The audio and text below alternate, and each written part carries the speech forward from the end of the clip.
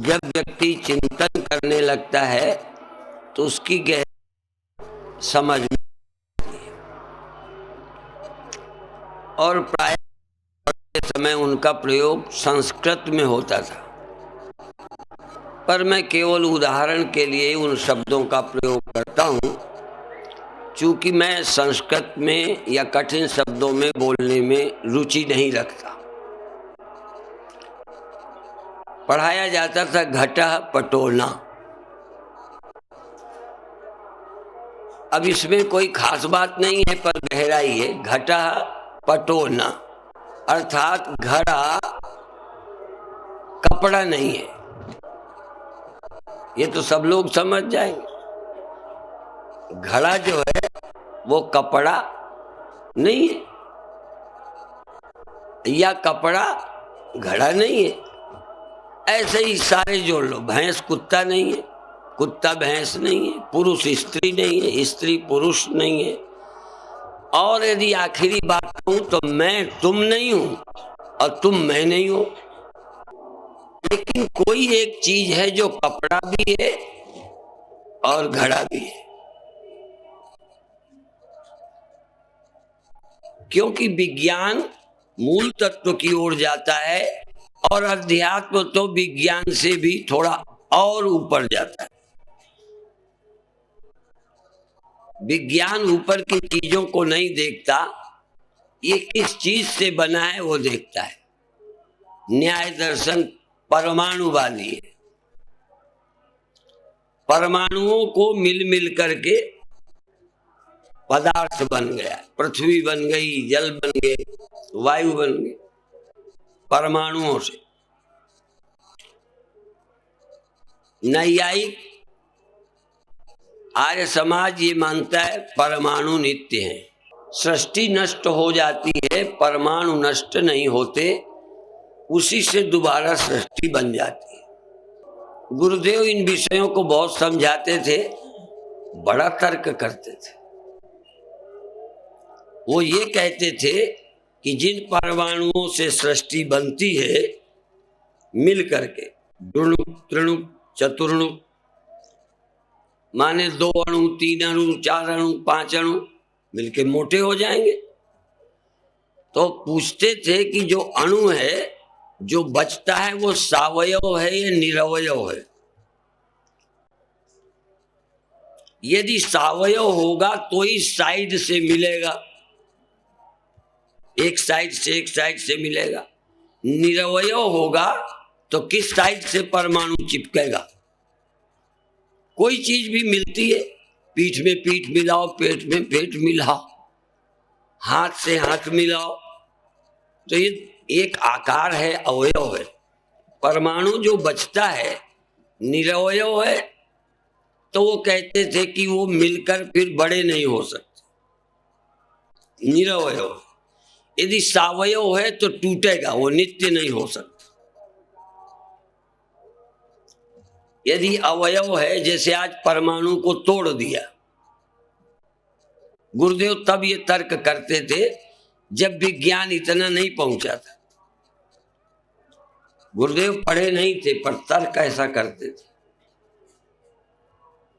जो चीज अवयव वाली होती है वो टूट जाती है, या जो चीज मिल के बनी है वही टूटेगी।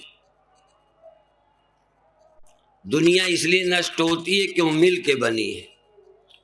तो जिससे बनी है वो जो बचता है वो भी मिल के बना है या बिना मिले। तो यदि मिल के बना है तो उससे भी छोटा कुछ होना चाहिए।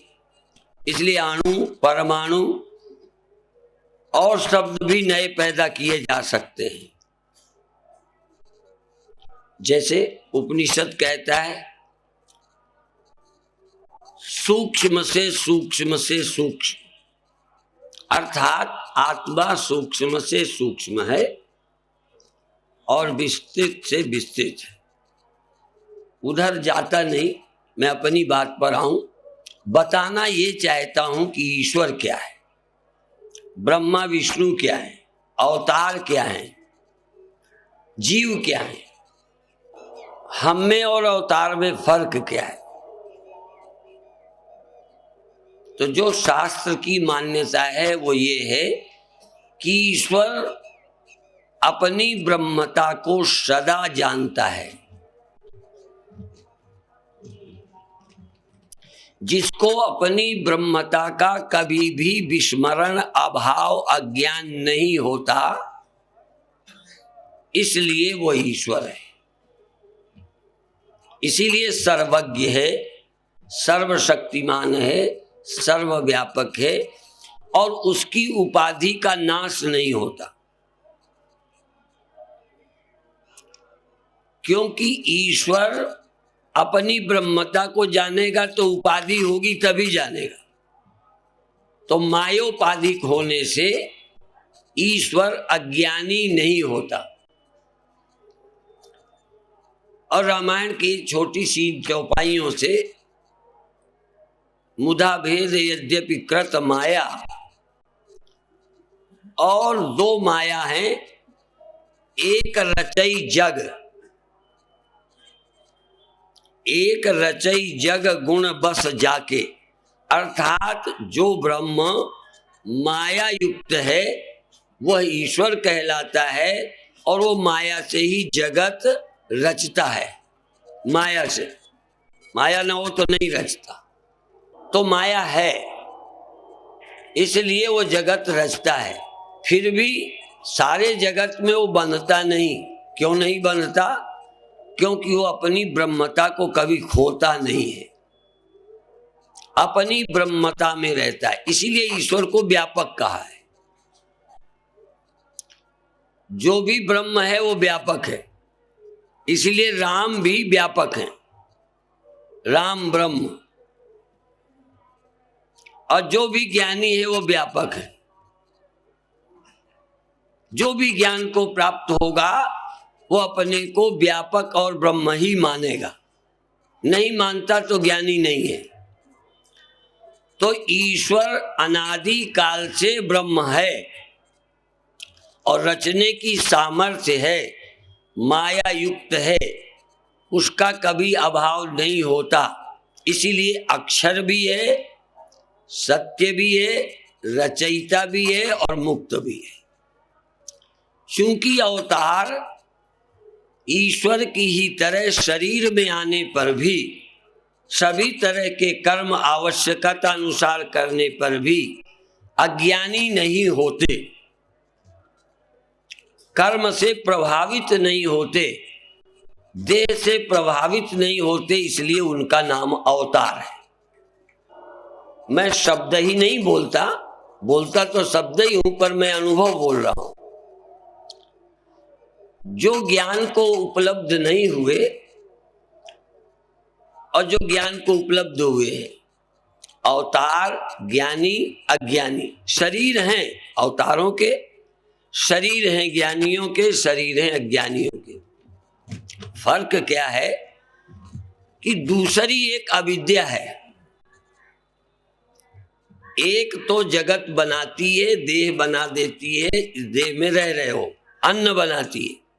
मान भी ले तुमने अज्ञान से शरीर बना लिया, मान भी ले कि अज्ञान से तुमने वासना खड़ी कर ली, पर देह की भूख बुझाने वाला अन्न, उसके बीज, उसके लिए जल कहां से आया? वो हमारा बनाया नहीं है, वह ईश्वर कृत है। इसलिए ईश्वर जगत का, बोलो, रचयिता है। अब ईश्वर, अवतार, ये इनमें अविद्या नहीं है।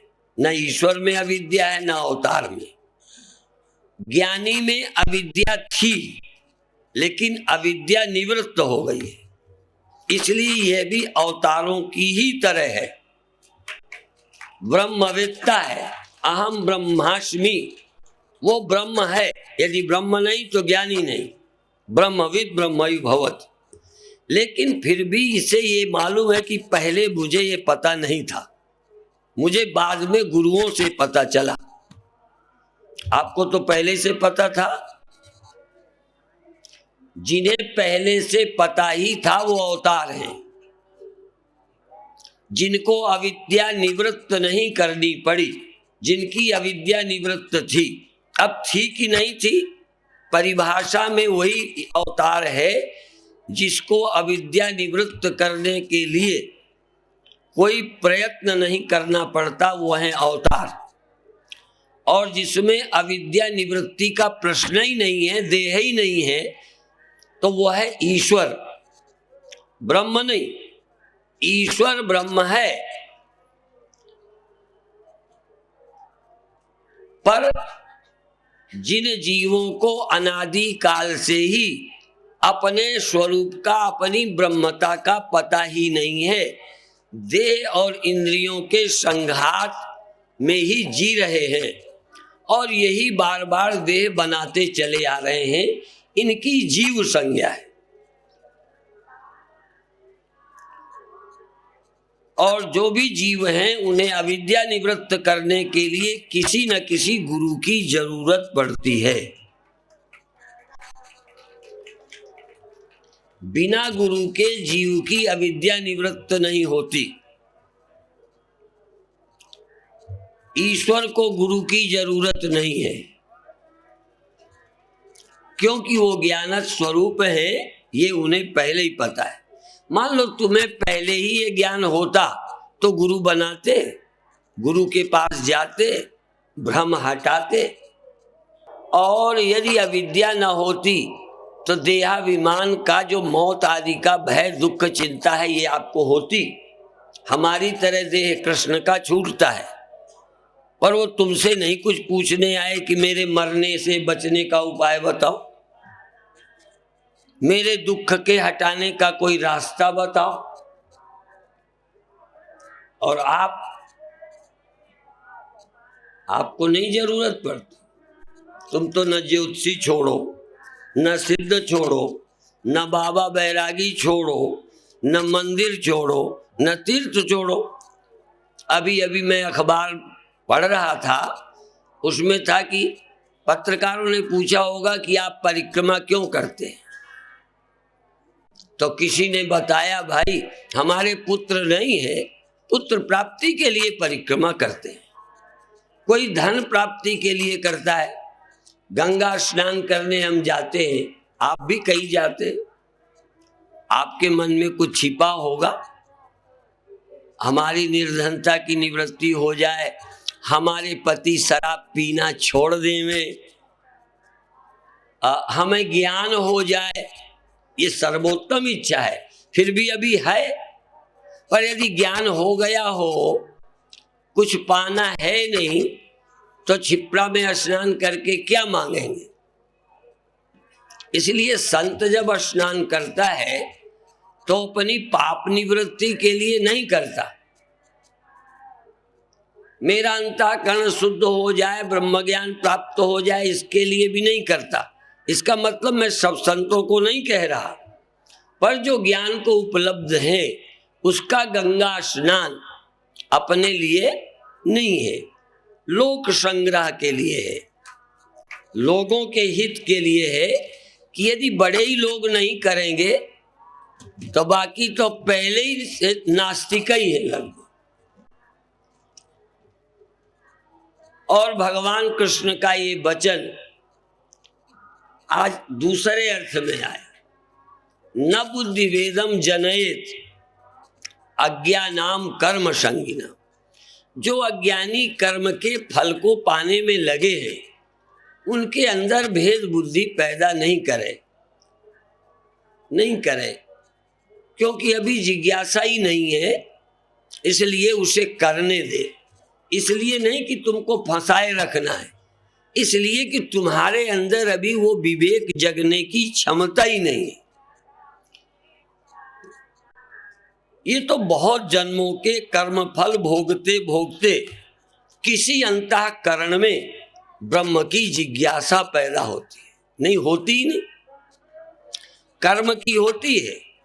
कर्म करके मैं दुख से निवृत्त हो जाऊं, ये भी होती है, पुण्य करके हो जाऊं, लेकिन पुण्यों से भी कर्म फल भोग होता है, भोग की निवृत्ति मुक्ति नहीं होती। इसलिए जब व्यक्ति जान जाता है कि मुझे पुण्य मुक्त नहीं कर सकते, तब वो पुण्य फल पाने के लिए या मुक्ति पाने के लिए नहीं करता। सहज उसके अंदर प्रेम है, करुणा है, अच्छे कर्म की आदत है, करता है। जैसे प्रातः काल मैं सच्चे दावे से कहता हूं कि गुरु के समय पर भी इतना मैं सुबह नहीं जागता रहा, गुरु की डांट भी मिलती थी। और सबसे पहले प्रार्थना कीर्तन जब मंडल में गाया जाता था तो सबसे ज्यादा शर्म लायक मैं ही था। और वो क्या था, बोलते थे बेला अमृत गया, आलसी सो रहा, बन अभागा। तो लगता था जैसे मेरे लिए ही गाया जा रहा है। लेकिन अब बिना जगाए सुबह 3-4 बजे नींद खुलती है अपने आप। बीच बीच में तो और खुलती ही रहती है, पर देख लेते हैं अभी बहुत जल्दी है तो फिर सोने की कोशिश करते हैं। बुढ़ापे में नींद कम हो जाती और नींद भी नहीं आती। बुढ़ापे की समस्या है, सोवे तो नींद नहीं आती, और भजन में बैठे, कीर्तन में बैठे, सत्संग में तो नींद आती है बूढ़ों। दोनों खतर। जब नहीं आनी चाहिए तब आ जाती है। और मैं उसके लिए खुद प्रमाण हूं। मैं पहला व्यक्ति हूं कि कोई सफर मैंने बिना सोए नहीं किया। 2 घंटे भी कार में बिठा लो तो मेरा सोना वीडियो बना सकते हो, समझ में आया? सो जाता हूं।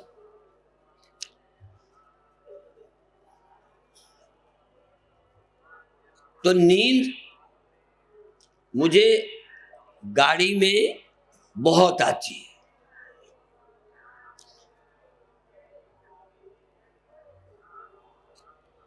लेटने पे कम आती है, चिंतन चल पड़ता है।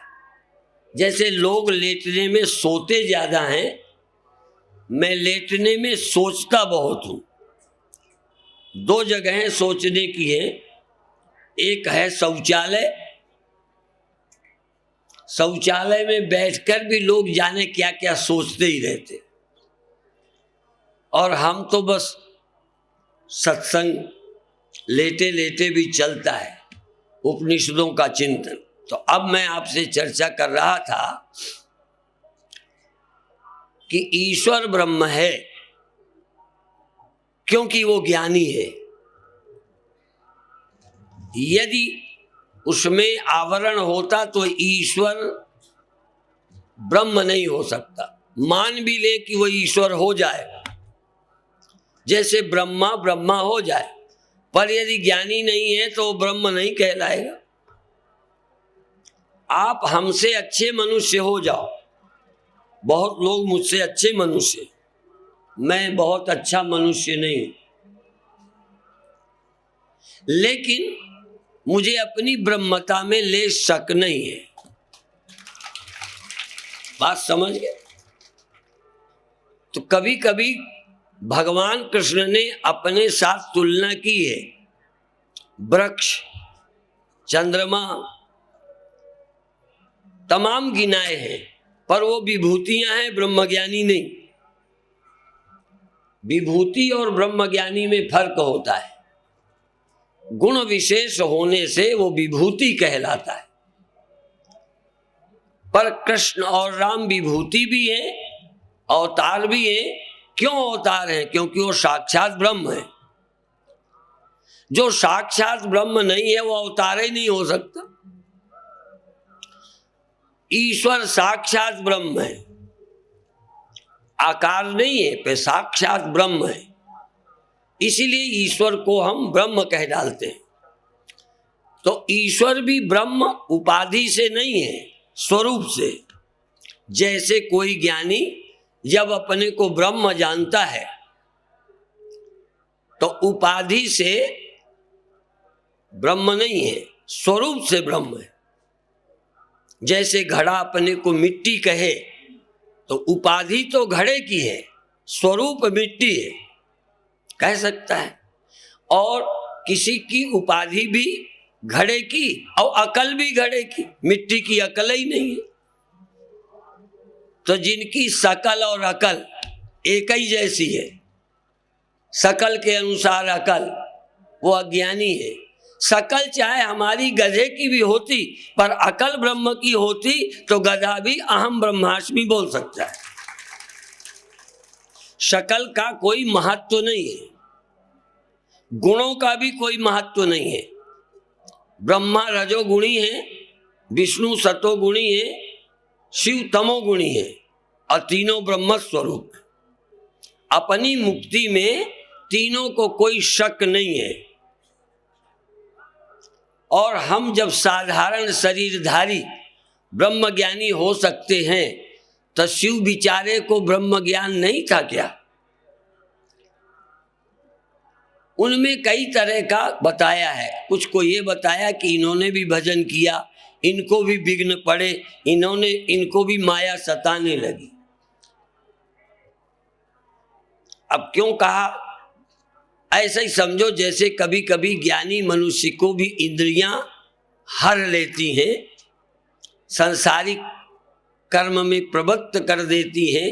कभी कभी संत भी ईमानदारी से सोचे तो लगता होगा जो हम नहीं करना चाहते थे वो भी हम कर बैठे, या वो बोल दिया, और ये भी कि ये नहीं होना चाहिए पर हो जाता है, मन में आ जाता है। आप कभी सोचते होंगे कि हमें क्रोध नहीं आना चाहिए, क्रोध प्रिय नहीं है। भले आने के बाद उसके पक्ष में दलीलें देते हैं, पर कभी कभी तो लगता होगा कि यदि क्रोध न होता, लोभ न होता, काम न होता तो और मस्ती रहती। इसका मतलब ब्रह्मा विष्णु महेश तमोगुण रजोगुण सत्वगुण होने पर भी गुणातीत भी हैं। कोई भी व्यक्ति ज्ञानी होगा तो गुणातीत भी होगा, और कोई न कोई गुण भी होंगे ही होंगे। गुणातीत व्यक्ति शरीरधारी भी होता है और अंतःकरण होने के कारण गुण वाला भी होता है। पर यदि केवल गुण वाला और शरीरधारी हो, गुणातीत न हो, तो ज्ञानी नहीं हो सकता। ज्ञानी का मतलब है कि गुण होते हुए, शरीर होते हुए गुणातीत है। अब विषय आएगा जो मैंने घटा पटोना कहा था। घड़ा कपड़ा नहीं है, बड़ी मोटी बात है। यहाँ कोई पंडाल में नहीं जिसे समझ में ना जाए। इसी तरह फिर कान आंख नहीं है, ठीक है, कान आंख नहीं है, आंख कान नहीं है, पैर हाथ नहीं है। कभी कभी जरूरत पड़े तो पैर से भी थोड़ा बहुत हाथ का काम ले लेंगे, फिर भी पैर पैर है, हाथ हाथ है। कई बार थोड़ी देर के लिए योगासन में हाथों से भी पैर का काम लिया जाता है। वृक्षासन, दो हाथ के बल से लोग चलते हैं। वृश्चिकासन, वृश्चिक की तरह, बीछी की तरह चलते हैं। बीछी भी आगे के क्या होते हैं? वो हाथ ही होते होंगे, वो मुझे पता नहीं है। बीछी जब चलती है, ऐसे ही मनुष्य जब हाथों से चल लेता है और प्रैक्टिस करे तो मीलों चल सकता है। जरूरत नहीं है, प्रैक्टिस नहीं की है, पर जिनके पैर शुरू से ही छोटे, ये कमजोर हो जाते हैं। मैंने दो हाथों के बल से बहुत लोगों को चलते देखा। ऐसे अपने को तो तोलासन करना पड़ता है, तो एक हाथ यदि हो तो एक हटा नहीं पाते, या मयूर आसन करते हैं दो हाथों से, तो एक हाथ हम हटा नहीं पाते, पर हमने एक हाथ का मयूर आसन करते देखा। और एक हाथ से कर ले हुए तो एक हटा के दूसरे से कर ले, फिर ऐसे तो चल भी सकता है मयूर आसन में। और ये तोलासन में भी चल सकते हैं। एक पर जब पूरा बैलेंस कर ले तो दूसरा आगे कर ले, फिर ऐसे जैसे पैर से चल लेते हो अभी विषय था आंख कान नहीं है, कान आंख नहीं है। अब मैं पूछता हूं कि यदि आंख कान नहीं है, कान आंख नहीं है और तुम दोनों हो, तुम तीसरे कौन हो जो तुम आंख भी हो कान भी हो? इसीलिए अर्जुन कृष्ण नहीं है, कृष्ण अर्जुन नहीं है। ये तीसरा कौन बोलता है कि मैं कृष्ण भी हूं और अर्जुन भी हूं? मैं तुम नहीं हूं, तुम मैं नहीं हूं, इनको समझ नहीं आ सकता। पर इसमें तीसरा कौन है जो कहता है सब मैं हूं?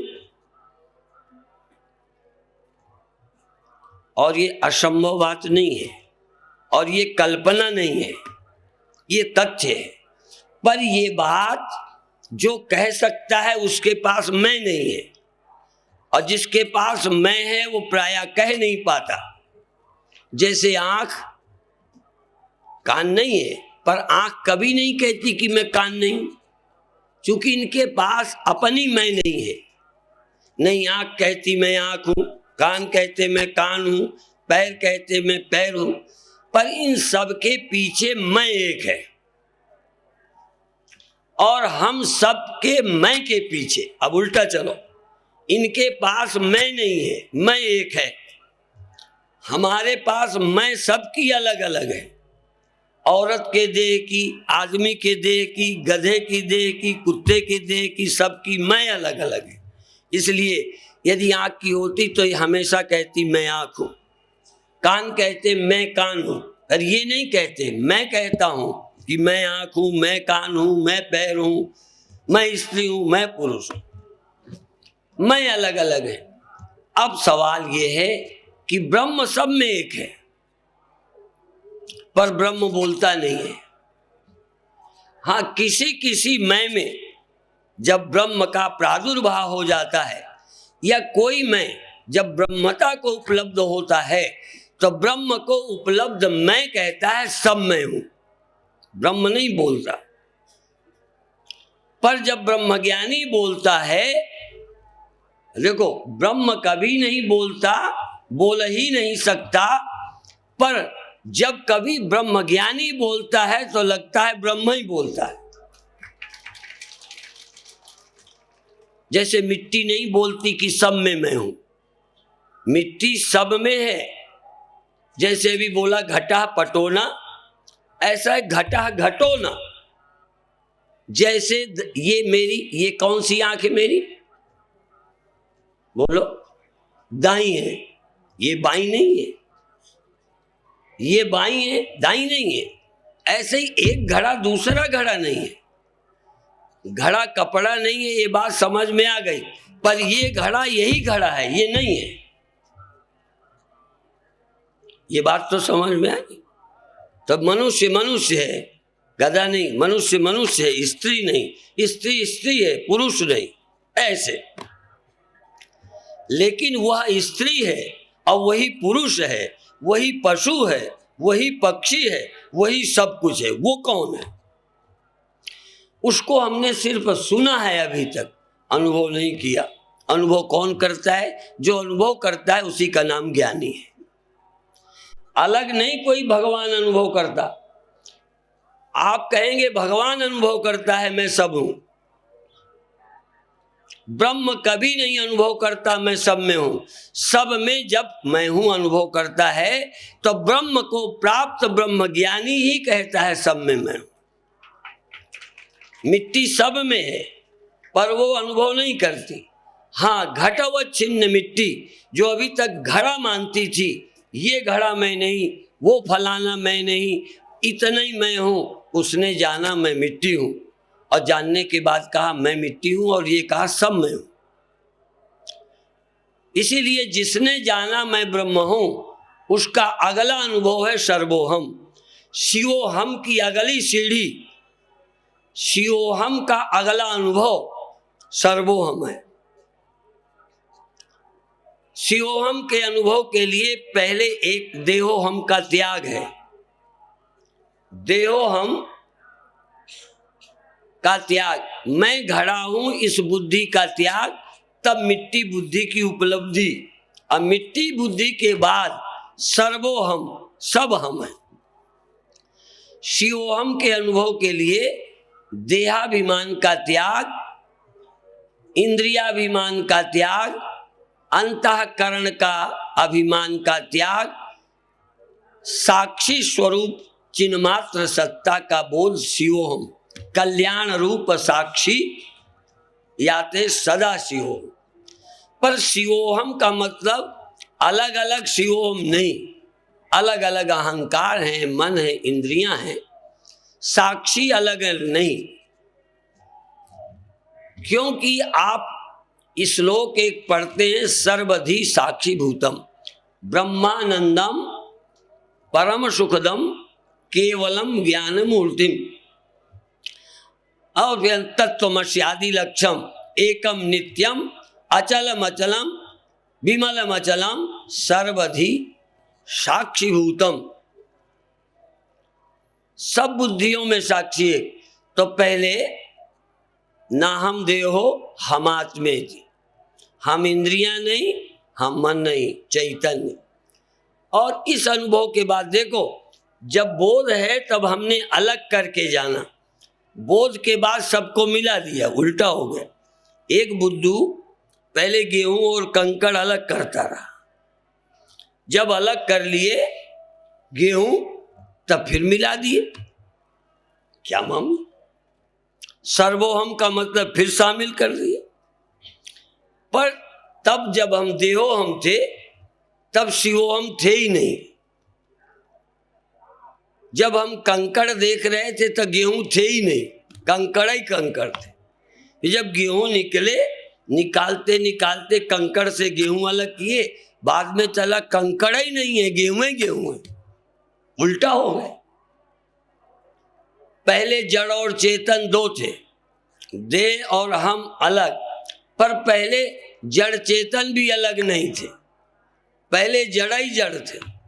इसलिए यावत जीवेत सुखम जीवेत ऋणम कृत्वा घृतम पिबेत भस्मीभूतस्य देहस्य पुनरागमनम कुतः। आम लोगों को तो जीव, अब पशुओं को जीव और देह अलग अलग लगता है। हम सोचते हैं पशु का जीव और देह दो नहीं, एक ही है, वहां देह ही देह है, आत्मा है ही नहीं। इसलिए इस्लाम कहता है पशुओं को आत्मा नहीं होती। उसका भाव क्या है वो जाने, पर हमारी समझ में आया है कि क्यों नहीं होती आत्मा। वहां देह और आत्मा का अलग बोध नहीं होता, इसलिए पशुओं को, कीड़ों मकोड़ों को आत्मा नहीं होती। और कृष्ण भगवान के अनुसार बिना धार्मिक और सत्संगी के मनुष्यों को भी आत्मा नहीं होती। आत्मा को प्राप्त करने वाले ज्ञानी के पास ही आत्मा होती है। इसलिए आत्मा जिसके पास है वो मरता नहीं है। जिसको आत्मा प्राप्त है वो नहीं मरता। जिस घड़े को मिट्टी प्राप्त है वो कैसे मरेगा? अर्थात मिट्टी को भूलकर, जिनके यहाँ मिट्टी नहीं, घड़ा ही घड़ा है, तो ऐसा घड़ा होता नहीं, असंभव है। पर घड़ा ही घड़ा है, मिट्टी नहीं का मतलब है मिट्टी होते हुए मिट्टी नहीं है, घड़ा ही लगता है, इसलिए वहां मिट्टी नहीं है।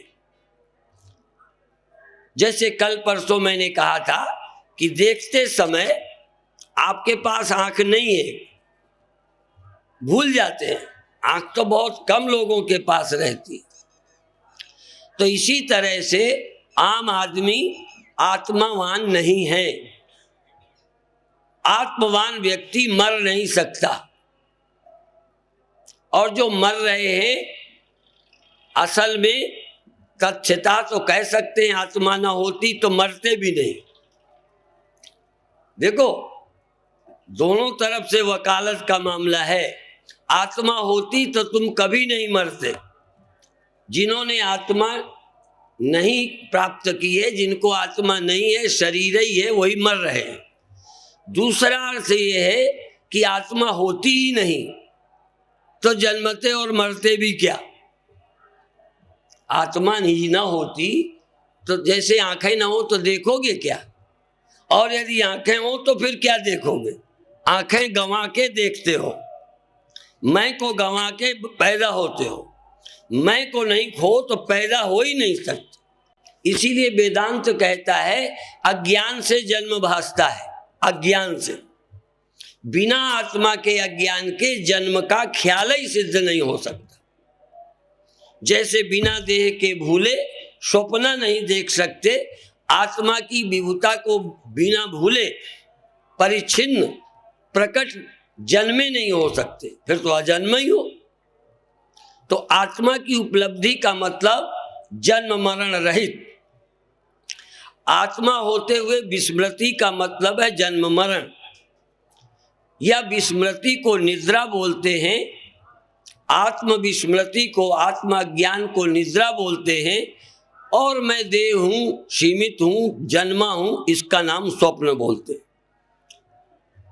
अज्ञान को निद्रा और विपरीत बोध का नाम स्वप्न है।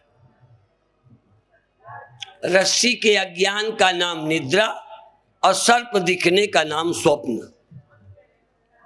विपरीत दर्शन का नाम स्वप्न, सत्य के न बोध होने का नाम निद्रा है। निद्रा की परिभाषा ये मत समझो जिसे तुम नींद कहते हो उसी को उपनिषद नींद कहता हो, ये भ्रम में मत रहना। जब वेदांत तुमको ब्रह्म कहता है तब जिसको तुम मैं कहते रहे हो उसको वेदांत नहीं कहता। यही तो बड़ी गहराई है। वेदांत में निद्रा का अर्थ है सत्य का अज्ञान, सत्य की विस्मृति का नाम निद्रा, और सत्य को भूलकर जो उल जलूल देखते हो उसका नाम स्वप्न है। और जो लोग मुक्त होने के लिए और उपाय कर रहे हैं वो उस रास्ते में चल रहे हैं, बाकी कोई मुक्ति उक्ति नहीं। आत्मज्ञान के सिवा मुक्ति कोई चीज नहीं है। और आत्मज्ञान होने के बाद मुक्ति 2-4 दिन बाद, 2-4 साल बाद नहीं होती। ज्ञान समकाल मोक्ष। जिस क्षण देखा कि ये रस्सी है उसी क्षण सांप नहीं, बस। जिस क्षण जागे स्वप्न गया। जिस क्षण तुमने ब्रह्म को जाना कि मैं ब्रह्म हूं, मैं ब्रह्म हूं बोला ना, मैं ब्रह्म हूं ये जाना। और जानना ही सच्चा बोलना है। जब तुम सुखी हो तो न जबान से बोलो, भीतर से बोल रहे हो। पूछ लेंगे तो बोल दोगे। हमने पूछा कैसा है, बहुत अच्छा, बोल भी दिया, पर पहले बहुत अच्छे थे। और कई लोग भीतर से दुखी थे, मुंह लटकाए थे। हमने चेहरा देख के पूछा क्या है, संभाल के फिर बोले ठीक है, सब ठीक है। इसका मतलब ये झूठ बोले। झूठ बोले सो निहाल नहीं। झूठ बोलने वाला निहाल नहीं होता। सत श्री अकाल बोले सो निहाल। बोलने वाला निहाल हो जाता है। बोले तो तुमसे हम पूछें कि तुम नहीं मरने वाले हो, बोलो, और तुम ना बोलो तो मार मार के बोलो हमें, बोलो हम दे नहीं है, क्या होगा बोलो। इसीलिए मैं कट्टर वेदांत का समर्थक, गुरु के वचनों पर पूर्ण मेरी आस्था है, लेकिन संप्रदाय चलाने में मेरी रुचि नहीं है, मंडल बनाने में मेरी रुचि नहीं है, चिल्लाने वाले खड़े करने की मुझे जरूरत नहीं है, क्योंकि गुरुदेव ने खड़े काफी कर दिए। हमारे काम करने की भूमि गुरुदेव ने बना दी। जैसे शंकराचार्य अखाड़े बनाकर तैयारी कर ली, क्योंकि जो बातों से नहीं मानेगा उनको लात जूता वाले चाहिए, वो बोलने न देंगे, पंडाल उखाड़ देंगे। अभी एक कुंभ में लोग कहने लगे हम उनका पंडाल फूंक देंगे। मैंने कहा और तुम्हें आता ही क्या है फूंकने के सिवा? कोई कहेगा हम उनको घुसने न देंगे। क्या मूर्खता है। अखाड़े असल में होते इसीलिए तो गुरुदेव ने अखाड़ा तो देखो नाम हम लोगों ने रखा, अखाड़ा तो गुरुदेव बना के गए हैं। नहीं हमको बोलने न लोग देते, इसलिए अखाड़े का काम तैयारी का है। परंतु शंकराचार्य खुद अखाड़ा नहीं है। शंकराचार्य एक ब्रह्म ज्ञान देने वाले गुरु हैं, एक अज्ञान और अविद्या से मुक्त करने वाले महान अवतारी पुरुष हैं। असल में कहना चाहें तो शंकराचार्य शंकर साक्षात शंकर ही है, शिव है, ब्रह्मबोध के स्वरूप हैं। हम तो उस परंपरा के हैं। कल परसों किसी पत्रकार ने पूछा कि आप किस अखाड़े के हैं? हमने कहा हमारे गुरु के गुरु, हमारे गुरु के गुरु ऐसा लगता है उदासीन थे, पंजाब के थे, तो ऐसे लगता है कि हम उदासी हैं, पर जब हम बोलते हैं तो लगता है दशनामी है शंकराचार्य के हैं। अब हम कौन सा अखाड़ा कहें, हम ही दुविधा में पड़े। कुछ लोग कहते हैं शामिल हो जाओ। मैंने कहा बात तो साफ हो जाए कि हम पूरे किसके। यदि हम विचारों से देखें तो हम आद्य जगत गुरु शंकराचार्य ठीक वेदांत के समर्थक हैं, हम उनके अनुयायी हैं और हमारे गुरु वेदांती। तो यदि हृदय को टटोलें तो हम दशनामी लगते हैं और ऊपर की बॉडी को टटोलें तो उदासी लगते हैं।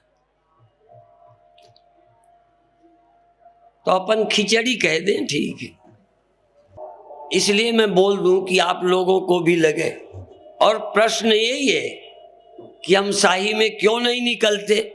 शाही में निकलने के लिए किसी का होना पड़ेगा, चाहे हम दशनामियों के हो जाएं और चाहे उदासियों के हो जाएं, और नहीं तो तीसरे और हैं वैष्णवों के हो जाएं, तो उनसे तो हमारी पटती नहीं।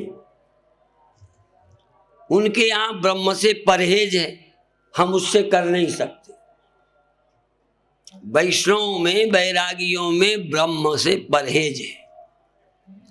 इस गहराई की बात वहां नहीं चलेगी, उन्हें पूजा पाठ तक रहना है, इसलिए वैष्णव में तो मिल नहीं सकते। राम जन्मभूमि का आंदोलन दूसरा विषय है। कई लोग कहते हैं तुम ब्रह्मज्ञानी होकर, राम का अवतार हुआ है, राम जन्मे हैं, दशरथ पुत्र हैं, अयोध्या जन्मभूमि है, उसके लिए हमें लड़ना पड़ेगा, मरना पड़ेगा तो मरेंगे। लेकिन हम व्यक्ति के पुजारी नहीं हैं, पुजारी हम ब्रह्म के हैं। आर्य समाज मूर्ति पूजक नहीं है, पर आर्य समाज ने मंदिर के लिए हमारे साथ कंधे से कंधा भिड़ाकर साथ दिया है, क्योंकि वो हमारी संस्कृति के कुचलने वालों के खिलाफ संघर्ष, जिन्होंने हमारे मान बिंदुओं को तोड़ा, कुचला, हमारे स्वाभिमान को कुचला, हमको असहाय अनाथ समझकर, जैसे किसी गरीब आदमी की कमजोर की लड़की कोई उठा ले जाए, इस तरह हमारे साथ किया है। और जो हिंदू नहीं समझते इस बात को मूर्ख हैं। तो मैं इसलिए सारे विषय रखता हूं। आप मुझे मत समझो कि मैं ब्रह्मज्ञानी हूं तो और कुछ जानता ही नहीं। यदि ब्रह्मज्ञानी होकर मुझे अपनी जन्मभूमि का नाम याद है, अपने माँ बाप का नाम याद है, अपना प्रांत याद है, अपनी जाति याद है, अपना गुरु याद है, अपना मंडल याद है, तो ये क्या आशा करते हो मुझे अपना देश और अवतार भूल गए हैं? इसलिए ये बकवास बंद करो। कायरता छोड़ो, स्वाभिमानी होकर ब्रह्मज्ञानी होकर जीना सीखो। आपसे भी निवेदन है, किस लिए डरते हो, क्यों चिंता करते हो? ये मर जाएगा, वो मर जाएगा। ख्याल करना हमारा कर्तव्य है। अपने बच्चों का ख्याल करना, पालना, पति का ख्याल करना, पत्नी का ख्याल रखना, खेती का ख्याल रखना, दुकान का ख्याल रखना अपना कर्तव्य है।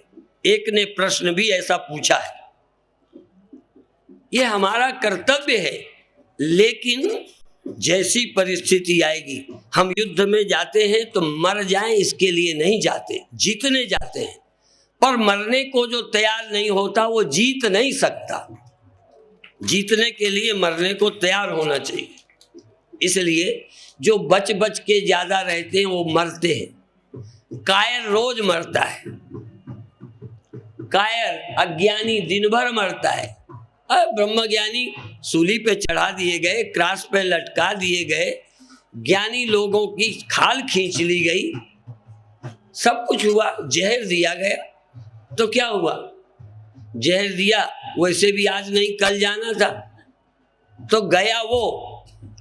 जब जहर दिया गया, सूली चढ़ाया गया, खाल खींची गई, तो गया वो जो जाना था, पर उसके लिए गया जो हम नहीं जाने देना चाहते थे।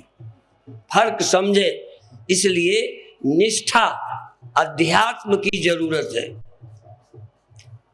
आपसे भी हमारा निवेदन कि इस गहराई को समझो कि हम शरीर से एक व्यक्ति हैं, हम स्त्री नहीं हैं। देखो, डायरेक्ट हम स्त्री नहीं हैं, डायरेक्ट हम गृहस्थ नहीं हैं, पर जब हम इनडायरेक्ट देखते हैं, जरा फिर समझो, या जब हम डायरेक्ट वहां से देखते हैं, यहां से नहीं, तो हम ही सब कुछ। देह में बैठकर सोचें तो सिर्फ ये है, और पीछे जाएं तो जीव है, और पीछे जाएं तो हम ब्रह्म हैं। और जब ब्रह्म है तो हम क्या नहीं है? तो ब्रह्म में पहुंचने के बाद, शिवोहम के बाद सर्वोहम, सब कुछ हम ही है, हमारे सिवा कुछ नहीं है। और कैसे? देखो, फिर वही बात, इस घड़े में बैठे सब जगह हो, सब जगह माने मिट्टी हो, ऐसे ही तुम ब्रह्म हो, इसलिए सब जगह हो, सर्वत्र तुम हो। ईश्वर ओमनी प्रेजेंट, ओमनीसिएंट, परमात्मा सब जगह है। क्यों है? ईश्वर भी सब जगह ब्रह्म होने के नाते, विष्णु भी सब जगह शरीर होने के नाते नहीं, विष्णु भी व्यापक है। राम सब जगह है, क्यों है? राम ब्रह्म व्यापक। राम व्यापक कैसे है? देह से। राम इसलिए व्यापक है कि राम ब्रह्म है। और तुम भी जिस दिन ब्रह्म हो उस दिन तुम भी व्यापक हो। पर व्यापक होने का मतलब देहाभिमान छोड़ो। देहाभिमान छोड़ करके जब मैं अपनी आत्मा का अनुभव करता हूं तो मैं अपनी ब्रह्मता को प्राप्त हो गया, और तुम प्राप्त हो सकते हो। राम ब्रह्मता को प्राप्त हुए हुए आए हैं, हम यहां आकर प्राप्त कर सकते हैं। हम गुरु बनाएंगे, यद्यपि राम ने भी गुरु बनाने का नाटक किया है। दोनों अर्थ निकाल लो। यदि वो ज्ञानी आए थे तो ज्ञान पाने का वशिष्ठ को गुरु बनाकर सुनने का नाटक किया, हम मूर्खों को दिशा देने के लिए। कई लोग पूछते हैं गुरु की जरूरत है। अब जब राम ने गुरु बना दिया, सुबह सुबह रोज ब्रह्म कीर्तन में बोलते हैं, राम कृष्ण से को बड़े उन्होंने गुरु कीन, तीन लोक के बोधनी, गुरु आगे आधीन। वो आधीन है तो, और आधीन नहीं थे नाटक किया तो, पर वो हमें बता के गए हैं कि बिना गुरु के तुम्हारा काम बनने वाला नहीं है। ये बात सच्ची है। कोई अवतारी पुरुष ज्ञानी आया है, उसको जरूरत नहीं है, या तुम पूर्व जन्मों के साधना करते करते शरीर छूटा, कुछ कमी रह गई। जैसे मेरे गुरु का शरीर जानने के समय ही छूट गया, तो अब मुझे गुरु तो नया नहीं बनाना पड़ा, लेकिन जानने के लिए सतत चिंतन बाद में भी किया। ऐसे कोई पहले जन्मों का व्यक्ति शरीर छूट गया, इस शरीर में आया, हो सकता है इस जन्म में गुरु ना बनाए, जरूरी नहीं। जैसे मुझे गुरु के शरीर छूटने के बाद दूसरा गुरु नहीं बनाना पड़ा, इतना कुछ बता गए थे कि उतने ही को सोचते रहते हैं, बस उसी से सब कुछ क्लियर हो गया, जैसे कोई लिख के दे जाए। और भी आप लोग जानते हैं चुड़ाला के कितने लड़के थे? क्यों मिश्रा जी? अरे वो मदालसा के कितने लड़के थे? चलो चलो कितने होंगे? 8 मुझे भी मालूम है। यदि 5 निकल आए तो मेरी नाक नहीं कटे, मेरी नाक बहुत बड़ी है, क्योंकि मैं शब्द में लड़ता ही नहीं। तो 8 थे, 7 को उसने ब्रह्मज्ञानी अपने रहते बना दिया, ब्रह्म ज्ञान दिया और महात्मा बना दिया। शादी हुई थी, इसी शर्त पर मंदालसा ने की थी कि पुत्रों पर मेरा अधिकार होगा, आपका नहीं। आजकल पति ज्यादा अधिकार करते हैं, मंदालसा इस बात की सबूत है कि पुत्रों पर मंदालसा का अधिकार था, पति का नहीं था। और उसने राजा नहीं बनने दिया, सबको सन्यासी ज्ञान देके साधु बना दिया। एक बचा, भीख मांगी पति ने कि एक लड़का मुझे दे दो। अच्छा दे देती हूँ राज्य करने के लिए, लेकिन दे करके ताबीज में एक मंत्र लिखकर, कुछ उपदेश लिखकर ताबीज में दे दिया और कहने इसको बांधे रहो, जब संकट आवे तब इसको खोलकर पढ़ लेना। अब देखो वो मंत्र एक तरह से दे गई, तो बाद में उसको पढ़ करके वो भी झंझट से मुक्त हो गया। अब ये है कि जो गुरु हमें बता जाए वो संस्कार हमारे अंदर पड़ा रहता है, जब जरूरत पड़े तो सोचेंगे, नहीं जरूरत पड़े नहीं सोचे। अभी भी गुरु के बताए शब्द, श्लोक, दोहे, कीर्तन जो बोलते थे, उनके बल पर देखें कि हम कौन हैं। उन्होंने कहा था तुम देव हो, तो जब उन्होंने कहा था तुम देह नहीं हो, चलो तब बच्चे उनके चेले बने थे इसलिए कहते रहे हम देह नहीं। लेकिन अब पूछते हैं कि तुम समझ के बोले थे, है ये बात, तुम देह नहीं हो, तुम कौन हो? ये गुरु की बात समझ आ गई है। तो लगा अरे तब तो हम भाषण देते थे, छोटे बच्चों से कोई श्लोक यहाँ बोलवा लो, तुम चाहे ब्रह्मज्ञानी की निंदा करा लो, चाहे मूर्ति पूजा के पक्ष में बुला लो। बहुत छोटे छोटे बच्चे आजकल टेप रिकॉर्डर की तैयार करके मंच पर भेजे जाते हैं, वहाँ बड़े बड़े ज्ञानी फेल हो जाते हैं। बच्चों का सुन के तुम वाह क्या कमाल है, साक्षात गधा है, अभी साक्षात ब्रह्म क्या है वो, अभी आता जाता कुछ नहीं, टेप रिकॉर्डर है और तुम गधे रीझ जाते हो। क्या आता है? पर अच्छे रास्ते लगे हैं, ये बधाई की बात है, पर रीजने लायक क्या है? क्योंकि ट्रेंड है, वो एक मंच का मामला है, ये सब मंच ये है, इसमें कुछ भी बोल लो, तैयारी कर लो। पर प्रश्न ये है कि तुम समझ गए कि नहीं। बस यदि समझ गए, गल समझ लई, फिर रोला क्या, फिर राम रहीम तो मौला क्या। ब्रह्म ज्ञान को प्राप्त करो, ऊपर के झगड़े से क्या मतलब। बधाई है उन सभी लोगों के चरणों में मेरा नमन जो ब्रह्म का चिंतन करते हैं, ब्रह्म का स्मरण करते हैं। पहले तो मैं चेतन हूँ, स्मरण करें, फिर चेतन अल्पज्ञ नहीं है, सर्वज्ञ नहीं है। फिर समझ लो, सर्वज्ञता माया उपाधि है, अल्पज्ञता अविद्या के कारण लगती है। अविद्या और माया का बाध करके तुम स्वरूप को देखो, चिन्मात्र है, न अल्पज्ञ हो न सर्वज्ञ हो, न ईश्वर हो न जीव हो, तुम इसीलिए एक दिन हमने स्वामी राम का वचन कहा था, मैं न बंदा था न खुदा था, मुझे मालूम न था।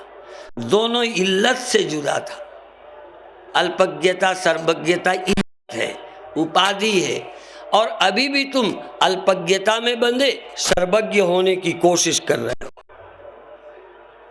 लगता है सर्वज्ञ हो जाएं तब हम होंगे। अरे बुद्धू कहीं के, अल्पज्ञ सर्वज्ञ दोनों को लात मार। तेरी सत्ता के बिना न कोई अल्पज्ञ हो सकता है न सर्वज्ञ हो सकता है। तेरी सत्यता है, तेरी चैतन्यता ही अंतःकरण में अल्पज्ञता लगती है, माया उपाधि में सर्वज्ञता लगती है। और तू चेतन जगत का ज्ञान करता है, नींद में जगत का ज्ञान हो जाता है। अज्ञान और ज्ञान दोनों तेरे में कल्पित है।